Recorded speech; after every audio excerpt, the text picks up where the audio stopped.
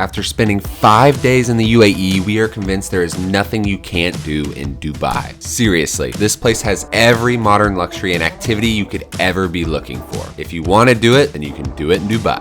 Dubai is a must-visit city, uniquely modern but also features historic and cultural neighborhoods. There is so much to do in this city that it is difficult to figure out where to start, but don't worry. We are here with a review of all the things we did so you can decide if you want to add them to your travel plan. Before we jump in, let's cover the basic logistics. Traveling to Dubai is relatively straightforward. You'll likely fly into Dubai International Airport. Like the rest of the city, the airport has all the amenities. There are plenty of taxis lined up outside of the airport to take you to your hotel. Unlike many cities in this part of the world, you don't have to worry as much about being scammed as the fares are predetermined and enforced, but we still recommend agreeing the price with your driver ahead of time. Most speak English and take credit card. Dubai is not a walkable city. With many of the attractions spread out, you'll find yourself taking public or private transportation often. The good news is that they do have Uber in Dubai, if anyone was wondering, and it's pretty quick. Public transportation is punctual, clean, and safe, although a little crowded at rush hours. Signs and announcements are in English, and it's a pretty intuitive system. The metro is cheaper than Uber and was our go-to when we weren't in a hurry to get somewhere.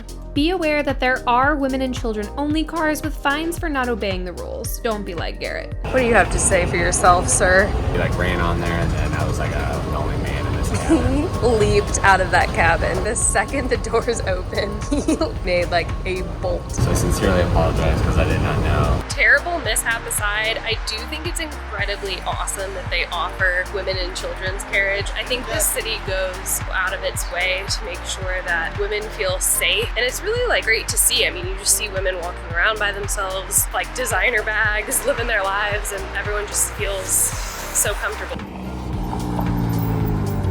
On that note, we wouldn't recommend pushing your luck with the law in Dubai. It is strictly enforced. We opted to stay in the downtown area over the beachfront for a more central location. We stayed at the JW Marriott in Dubai to use points, and it was within walking distance to one of the large metro stations, which was super convenient. Plus, the breakfast and lounge were nice perks. We spent 5 nights in Dubai and dedicated a day to Old Dubai, 2 days in New Dubai, a day trip to Abu Dhabi, and while we didn't do everything Dubai had to offer, this was a good amount for us. All right, with all that out of the way, let's move on to the sights. Head to Old Dubai to explore some souks. You can buy everything on this side of town, from gold to spices to everything in between. We made a whole video dedicated to Old Town Dubai, so if you're interested, make sure to check that out. Camel milk chocolate. Lauren's an easy target. They keep trying to give me a Gucci bag, Louis bag. We had a blast exploring the gold souk and admiring the wide range of gold products. I mean, look at this. We crossed the Dubai Creek and headed to the Al Fahidi historic neighborhood. They have water taxis and it costs anywhere from 1 to 5 dirham depending on where you're trying to go. Just pay and then you can get on water boats right behind me. It's pretty efficient, pretty fast, and you can literally just get right across the river over there. So it's much better than trying to Uber across the river. We highly recommend the Arabian Tea House for some delicious food. And later that evening, we headed to Jumeirah Beach for a unique dining experience. You look like you're scavenging the forest floor. The way you just looked at me. There are also some more upscale souks in other parts of Dubai. If you like visiting the souks, but you necessarily don't like the hustle and bustle of being hassled to buy something about every 2 steps, Lauren and I did some research and we ended up in the Jumeirah area and we visited Souk Madinat, and it's this nice indoor souk. It's air conditioned and there's all these nice little stalls where you can buy anything you could ever dream of. They also sell at this souk the chocolate that we tried near the gold souk. So we tried it in their store. They gave us all the samples. It was delicious, but we bought a bunch there, so no need to buy more here. Just keep shopping around. The area around the souk is also incredibly nice. There's all these restaurants, and then you get to see the famous Burj Hotel, which is a 7-star hotel well known in Dubai, so it's a really nice afternoon. We had a really great lunch by the waterway where we could watch the boats go by, and I finally got to cross something off my Dubai bucket list. I finally found my camel milk gelato and I'm not too full to try it. I just went with vanilla, but he let me sample literally every flavor. I think I sampled 9 flavors, including saffron and cardamom, which are more traditional Arabic flavors, and then they have the chocolate pistachio, but it's camelicious. And it's so good. Very delicious, and I would highly recommend giving it a try. There it is. This next spot was probably our favorite attraction in the city and is a must for your trip to Dubai. We're outside Museum of the Future. We have a reservation that we booked ahead of time. Each ticket was like 145 dirhams, so not too bad. Advanced reservations are required and it does book up, so we recommend reserving your spot as soon as you know you are headed to Dubai. So that is the queue for 5:30. I'm excited. I am too. We're going to the future. We don't want to give it all away, so we won't share too much so you can be surprised, but we loved all the interactive exhibits. We opted to visit at night so we can get the view all lit up, and it did not disappoint. We think this rivals the popular Team Lab Planets in Tokyo, which we visited earlier this year. Right next to the museum was our favorite restaurant of the trip, Nineve, which served modern takes on Middle Eastern classics. Food is here and it looks incredible. Wow. This place definitely gets bonus points for ambiance and great cocktails. I know. Why would you go all the way to Dubai to ski? Experts only. Not really. It's more like somewhere in between like a green and a blue, I think. But this still makes me feel like a expert. I mean, how many places can you ski indoors when it's 1,000,000 degrees outside? Ski Dubai is wild and worth checking out. It features chairlifts, a terrain park, and even a place to get food and drinks. Me and all of the other kids here drinking a hot chocolate with marshmallows. I got an Arabic hot chocolate, which I guess has cardamom in it, so excited to try that. Cheers. I don't know how to drink this.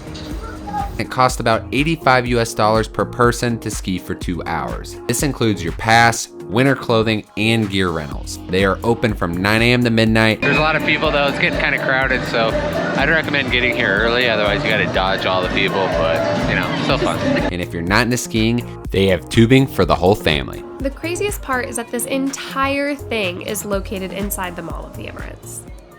Speaking of which, let's talk about the malls of Dubai. Look, I love to shop as much as the next girl, These are gonna move my stuff. but I never consider malls an attraction I want to visit while traveling. Honestly, malls usually feel the same in every country and never make it on my list of things to do. But Dubai is the exception. There are 2 malls you'll want to check out, the Mall of the Emirates and the Dubai Mall, both of which are easily accessible from the red line of the metro. Lauren, what do you think? I don't really think that's like your hat.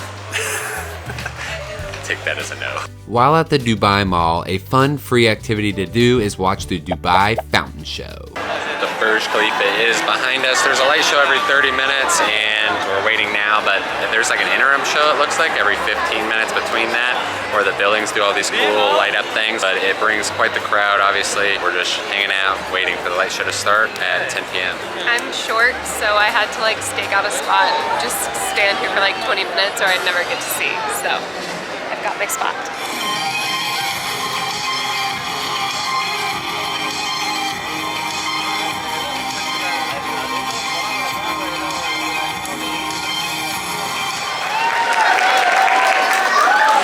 It's packed, gonna let traffic die down, and it's crazy how busy it is. It's like 10 p.m.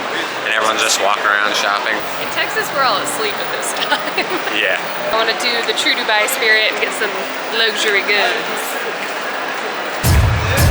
Feeling all fancy with my little Chanel bag makes me feel like I like bought something fancy in Dubai, but it's just eyeliner. This mall is so nice, they even gave us coffee and dates while we were waiting to get picked up by our Uber. If you buy anything, make sure to get your VAT refund at the airport. Just enter your passport number and everything that's registered to you pops up. If you have anything else, you can give it to them, but it literally took less than 5 seconds to get my refund. Dubai is toasty, so you'll want to spend some time near the beaches. We spent a great afternoon exploring the Dubai Marina area. There are so many restaurants in this area, and we grabbed a quick bite at Alo Beirut for casual Lebanese and Arabic food. What do you think? Juice mixes well with the lamb, which mixes well with the bread, which makes it soft yet kind of crunchy and good. We spent the evening enjoying the ocean breeze and watching the sunset. There are also day passes you can get to various different beach resorts if you're into that type of thing. In a city this luxurious, you know the spas are going to be good. Even with high expectations, the Talis Ottoman Spa blew me away. It's located in the Palm Jumeirah, and just walking in is an experience. I got a traditional hammam, and it was an experience I will never forget. Trust me when I say I have never been cleaner. Make sure you leave time to just hang out and enjoy all the amenities. There's pools, hot tubs, gardens, steam rooms, saunas, and even a snow room. My hair has froze. I can't get over this. I think it's time to get out. While in Dubai, we recommend a day trip to Abu Dhabi. This was a jam-packed day, so we made a dedicated video for this excursion. If you want to watch that video, make sure to click here. The highlights included visiting the Sheikh Zayed Grand Mosque. It was beautiful. We also went to the Emirates Palace, where Lauren got a 24-karat golden cappuccino. And we also visited a local date market, my personal favorite. Date shopping, I've already had like 4 today, but we're gonna get some more. We're getting some samples.